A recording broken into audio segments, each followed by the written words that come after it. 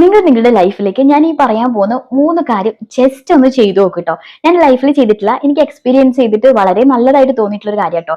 നിങ്ങളുടെ ലൈഫിൽ നിങ്ങൾക്ക് ആരോടെങ്കിലും എന്തെങ്കിലുമൊക്കെ വിഷമം തോന്നുന്നുണ്ടെങ്കിൽ, അല്ലെങ്കിൽ എന്തെങ്കിലും കണ്ടിട്ട് ഇല്ല അസൂയോ അങ്ങനെയൊക്കെ തോന്നില്ലേ, ഷൂ അവന് അങ്ങനെയെല്ലാം കൂടുതൽ ദൈവമേ എന്നാലും എനിക്ക് എന്തിനാ ഇത്രയും കഷ്ടം തന്നെന്നൊക്കെ നിങ്ങൾ പറയില്ലേ.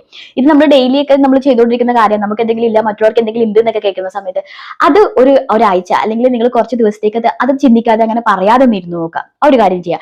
രണ്ടാമത്തെ കാര്യം എന്ന് പറയുന്നത് നിങ്ങൾക്ക് നിങ്ങളെ സെൽഫിനോട് തന്നെ നിങ്ങൾ സൈലന്റ് ആയിട്ട് ഇരുന്നിട്ട് ഒരു ബുക്ക് എടുത്തിട്ട് എഴുതാം, അല്ലെങ്കിൽ നിങ്ങൾ നിങ്ങളുടെ സെൽഫിനോട് തന്നെ ടോക്ക് ചെയ്യാം.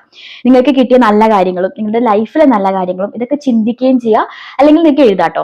മൂന്നാമത് പറയാനുള്ളത്, നിങ്ങൾ വിശ്വസിക്കുന്ന ഏത് ദൈവം ആയിക്കോട്ടെ, നമ്മുടെ ദൈവത്തോട് നമ്മൾ അത്രയും മനസ്സറിഞ്ഞ് പ്രാർത്ഥിക്കുക, അല്ലെങ്കിൽ ദൈവത്തോട് അത്രയും സ്നേഹത്തോടുകൂടെ ചേർന്നിരിക്കാൻ വേണ്ടി ശ്രമിക്കുക.